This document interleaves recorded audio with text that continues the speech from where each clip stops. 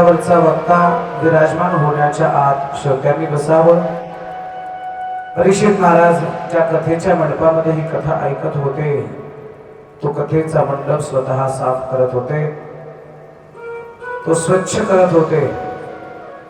पुन्हा एक गोष्ट लक्षात ठेवा, आपण ज्या कथेच्या मंडपामध्ये बसतोय, आपण जी कथा श्रवण करत आहात, तो कथेचा मंडप सुद्धा साफ असला पाहिजे, स्वच्छ असला पाहिजे, सुंदर असला पाहिजे.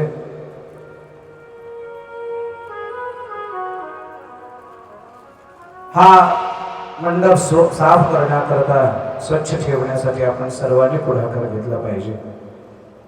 इतर या मताचा आहे. काही वेळेला आपण पाहतो, ठराविक लोकच स्वतःचा मंडप साफ करतात, आम्ही मात्र फक्त घाण करून जातो. काय बिघडेलो, उगी जाता जाता घरी जाताना जेवण केल्यानंतर उगं जाता जाता रस्त्याला पडलेला एखादा प्लॅस्टिकचा ग्लास जर आपण उचलला तर काय बिघडेल? किंवा जाता जाता एखादा द्रोण किंवा एखादी पत्रावळी उडून आलेली आहे, आपण उचलत नाही, पाहतो आणि दुर्लक्ष करतो. जोपर्यंत माणसाला स्वच्छतेची सवय स्वतःपासून लागत नाही आणि माणसाने स्वतःपासूनच स्वच्छतेचा मूलमंत्र घेतला पाहिजे. स्वच्छता अतिशय आवश्यक आहे. आपलं पात्र स्वच्छ असावा. आपण ज्या मंडपामध्ये भोजन करतो आहे, तो मंडप स्वच्छ असावा, साफ असावा. आणि हळूहळू हळूहळू ही स्वच्छता करता करता आपल्याला आपल्या देहाची सुद्धा स्वच्छता करायची आहे.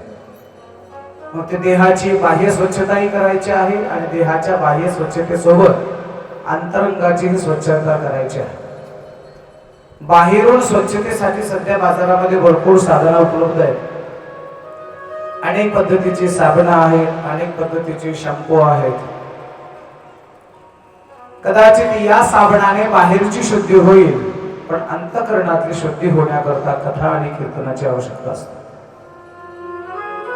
महाराज तर फार सुंदर अभंग लिहित आहेत. नाही निर्मळ जीवन काय करील साबण. तुमचं जीवनच निर्मळ नसेल, साबण लावून काय उपयोग आहे? बाहेरचं शरीर साबणाने स्वच्छ करावं, पण आपल्या शरीराच्या अंतःकरणातली घाण सुद्धा आम्ही काढली पाहिजे. आमच्या शरीरातली जी काही अस्वच्छ गोष्टी आहेत, वाईट गोष्टी आहेत, अपवित्र गोष्टी आहेत.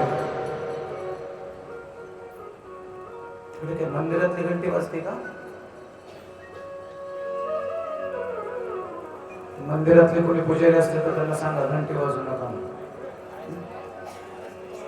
आईस्क्रीम आला आहे, मला भी दे म्हणा म्हणून. प्यार से बोलना पड़ेगा. राधे राधे.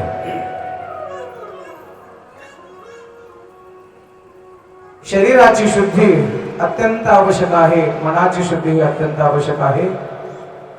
आपलं शरीर शुद्ध करा, आपलं शरीर स्वच्छ करा, आपलं मनही स्वच्छ केलं पाहिजे. लक्षात ठेवा, जोपर्यंत हे शरीर स्वच्छ होत नाही, तोपर्यंत भगवान परमात्मा येत नाही. तुका मने चित करारे निर्मळ, तुका मने चित करारे निर्मळ, तुका मने चित करारे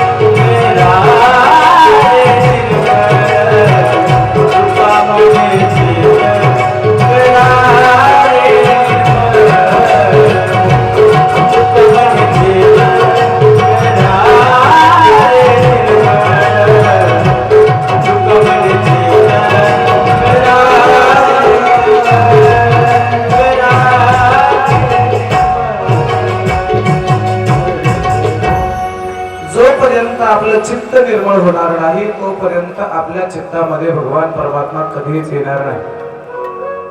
किती घाण भरली महाराज आमच्या चित्तामध्ये, आमच्या शरीरामध्ये एवढी घाण आहे. कृपया ही घाण आपण काढून टाकली पाहिजे. कथा कीर्तन कशासाठी करायचे? शरीरातली आतली शुद्धी होण्याकरता कथा कीर्तन करायचे आहे. कथा कीर्तन करून, कथा कीर्तन ऐकून जर आमच्या शरीरातली घाण, आमच्या शरीरातले मनातले दोष जर जात नसतील तर त्या कथा कीर्तनाचा काहीच आउटपुट होणार नाही. सुंदर असणारी, पवित्र असणारी, सुरस आणि अवीट असणारी ही कृष्ण कथा शुकदेवजी राजा परीक्षितीला सांगतायत. शुकदेवजी येण्याच्या अगोदर राजाने तो मंडप सगळा साफ करावा, गायीच्या शेणाचा सडा टाकावा, त्यावर सुंदर अशी रांगोळी, हे सगळं त्या काळातले ते महात्मे करत होते. आता पाहता पाहता 7वा दिवस उजाडला. आता थोडासा परीक्षितीचा चेहरा असा चिंतातूर आहे. परीक्षित महाराज थोडेसे कसे चिंतातूर नाराज दिसत आहेत. शुभदेवाने प्रश्न विचारला राजाला, राजा आज जरा तुम्ही दुःखात दिसताय, आज तुम्ही जरा चिंतातूर दिसताय, काय कारण आहे सांगा ना. राजा परीक्षितीने उत्तर दिलं, गुरुजी आज माझ्या आयुष्याचा शेवटचा दिवस आहे. शांत आहे. आणि बघा तुम्ही, जेव्हा माणसाच्या जाण्याची वेळ येते तेव्हा माणसं शांत होतात. मुलगी बाळंतपणाला 2 महिने माहेरात राहू दे, ते आईला नीट बोलत नाही. तुझ्या घरी फॅनच नाही, लेकराला औषधच नाही, हेच नाही तेच नाही, तक्रारी करत राहते. जेव्हा निरोप द्यावा, पोरी परवा दिवशी सासरी बुवाचा निरोप आला होता, तुला घ्यायला येणार आहे. जायची वेळ आली की मुलगी आईला एवढं गोड गोड बोलते की महिना 2 महिने जे काही भांडलं असेल ते आई सगळं विसरून जाते. आणखी पुढे बोलू, जायची वेळ आली की सगळीच माणसं नीट राहतात. अगोदर सप्ताह कळत नाही, भजन कळत नाही, मंदिर कळत नाही. जायची वेळ आली की मग मात्र माळ घालतात आमच्याकडे. मी असं म्हणेल, अरे जायच्या वेळेला सज्जनत्वाचा आव आणण्यापेक्षा पहिल्यापासून तुम्ही सज्जन बना. तुमचा प्रवास, तुमचा मृत्यू नक्कीच चांगला झाल्याशिवाय राहणार नाही. अहो, शेवटच्या क्षणाला परमार्थाला लागण्यापेक्षा पहिल्यापासून परमार्थाला लागा. माझी हात जोडून विनंती आहे, वय झाल्यानंतर कुठल्याच गोष्टी कामाच न, कोणत्याच गोष्टी व्यवस्थित होत नाही. वय झालं की प्रपंच व्यवस्थित होत नाही, वय झालं व्यापार व्यवस्थित होत नाही, आणि वय झाल्यानंतर या गोष्टी व्यवस्थित होणार नसतील तर वय झाल्यानंतर भक्ती क्षेत्रातला परमार्थ तरी कसा व्यवस्थित होईल. वय झालेल्या माणसाला कथेला बसायची इच्छा आहे, पण मनका गेलेला आहे, गुडघे गेलेले, मांडी घालताय. वय झालेल्या माणसाला मनातनं आवडीने कथा ऐकायची इच्छा आहे, पण कानाने साथ सोडलेली.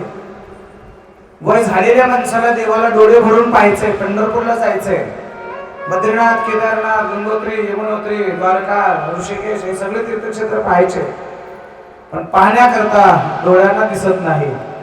तुम्ही जर रामेश्वरम तिरुपतीला जर गेलात ना, देवापासून जसं इथून मंदिरापर्यंत जेवढं अंतर आहे देवापर्यंत एवढं लांबून दर्शन आहे. आपल्याकडे तर पांडुरंगाचं मंदिरातलं दर्शन जवळ आहे, बाकी देवाचं एवढ्या लांबून दर्शन, आणि एवढ्या लांबचं दर्शन कसं होईल, दिसतच नाही ना. म्हणून जोपर्यंत डोळ्याला नजर चांगली आहे तोपर्यंत सर्व दर्शन करून घ्या. जोपर्यंत हातपाय चालतात तोपर्यंत तीर्थयात्रा करून घ्या. मी बोलत नाही, महाराज सांगताय, जव हे सगळं सिद्ध आहे, हात चालावया पाय, तव तो आपुले स्वहित पाही, तीर्थयात्रे जाय चुको नको. वय झाल्यानंतर परमार्थाला येण्यापेक्षा सुरुवातीपासून परमार्थाला या करावी तातडी परमार्थाची. जाण्याची वेळ आली, परीक्षित महाराज शांत आहेत.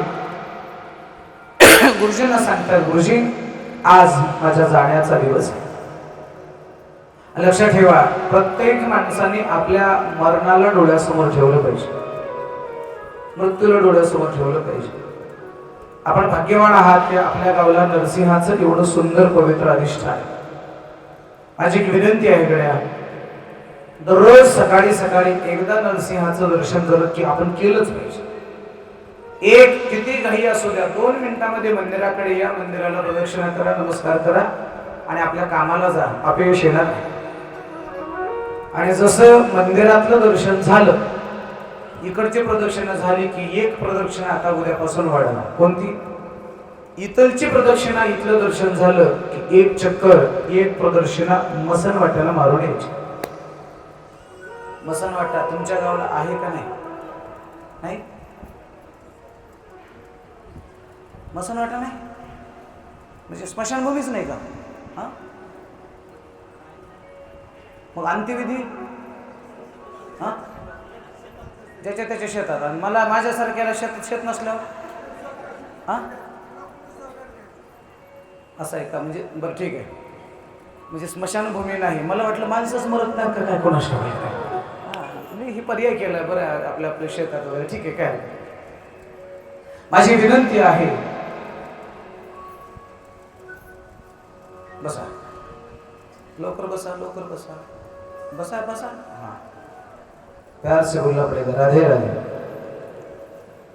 एक चक्कर मंदिराकडे आल्यानंतर एक आपली फेरी स्मशानभूमीकडे झाली पाहिजे. का? स्मशानभूमीकडे गेलं की आपल्याला कळतंय एक दिवस आपल्याला सुद्धा इथंच आणणार आहे. आणि मग त्या स्मशानभूमीकडे पाहिलं की माणसाला वाटतंय शेवटी जर याच मातीमध्ये जाळणार असतील तर विनाकारण बांध फोडायचे कशासाठी, विनाकारण भांडण करायचं कशासाठी. मसन वाटा डोळ्यासमोर दिसला किंवा एखाद्याच्या अंत्यविधीला जर आपण गेलो,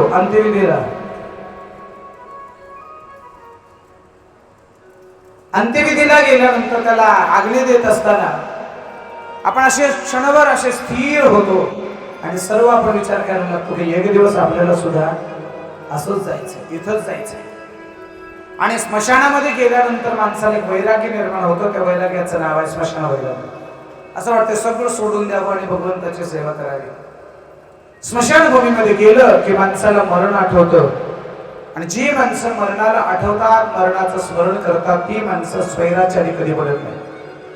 तुम्ही बघा, तुम्ही मरण डोळ्यासमोर दिसलं ना, माणसं नीट वाटतं. समजा एखाद्याला एखादा आजार व्हावा आणि डॉक्टरने सांगावं तुमच्याकडे फक्त 6 महिन्याचं आयुष्य आहे, तुमची किडनी निकामी झाली म्हणा, तुमचं लिव्हर निकामी झाले, 6 महिन्यामध्ये तुम्ही जाणार आहात. ते विचार करता आता आपल्याला 6च महिने जगायचे, मग 6 महिने थोडंसं चांगलं जगावं असा विचार त्याच्या मनामध्ये येतो.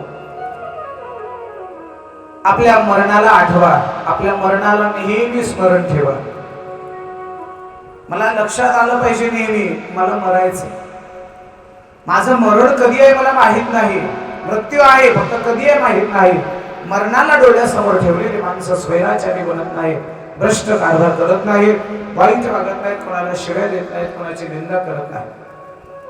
परीक्षित महाराज चिंता करूयात, गुरुजी आज माझा 7वा दिवस आहे, माझ्या मरणाचा दिवस आहे. शुक्रदेवजी बोलतात, राजा मरणाचा दिवस आहे म्हणून मरणाला घाबरतोय का? परीक्षित महाराजांनी उत्तर दिलं, गुरुजी मरणाला घाबरत नाही, मग कशाची चिंता आहे? मला चिंता या गोष्टीची आहे की माझा मृत्यू होण्याच्या अगोदर मला भगवंताचं दर्शन घडतं की नाही याची चिंता आहे. मरणाची चिंता कधी करायची नाही, मरणाच्या अगोदर भगवान परमात्मा भेटेल का नाही याची चिंता करायची. काही मी उद्धार पावे, काही कृपा करील नारायण, ऐसे तुम्ही सांगा संत जन, करा समाधान चित्त माझे. होईल का माझा आज उद्धार? करेल का तो भगवान माझ्यावर कृपा? मला असं काहीतरी सांगा.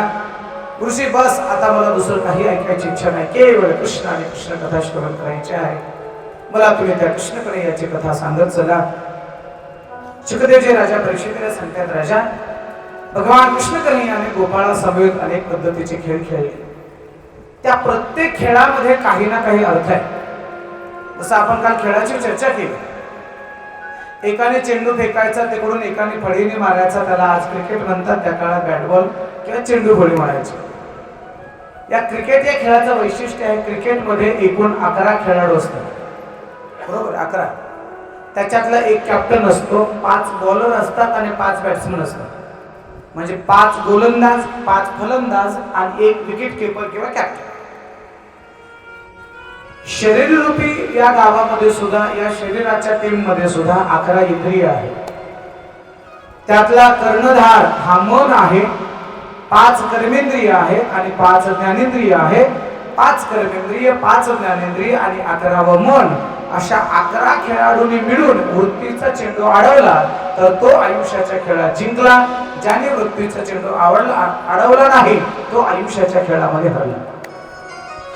हा त्यातला मतीचा अर्थ आहे, हा त्याच्यातला खरा भावार्थ आहे. दुसरा एक खेळ आपण पाहिला होता, त्याला आता आपण कबड्डी म्हणतो, त्या काळामध्ये त्याला हुतुतू म्हणायचे. हुतुतू खेळ आपल्याला माहित आहे, मध्य रेषा असते, इकडे 7 खेळाडू तिकडे 7 खेळाडू, मध्य रेषेला स्पर्श करायचा असं ते दर्शन वगैरे करायचं, म्हणायचं हुतुतू हुतुतू हुतुतू हुतुतू. किंवा आजच्याच भाषेत कबड्डी कबड्डी कबड्डी कबड्डी कबड्डी कबड्डी कबड्डी कबड्डी. किती वेळ? कोण बोल? तासभर? किती वेळ? किती वेळ? हा, 1 मिनिट 2 मिनिट? त्याचं उत्तर असं आहे, दम असेपर्यंत. बरोबर, दम आहे तोपर्यंत कबड्डी कबड्डी म्हणायचं. नुसतं कबड्डी कबड्डी म्हणायचं नाही तर तोपर्यंत त्या खेळाडूला असा स्पर्श करायचा, टच करायचा. कबड्डी कबड्डी म्हणतच दम न सोडता परत यायचं, अशी हाबूक ठोकायची आणि त्याला म्हणायचं, आता तुला शिवलंय, तुला प्राप्त केलंय, तुला धक्का लावलाय, आता तू तुझ्या गड्याला पाठव, मी आता समर्थ आहे.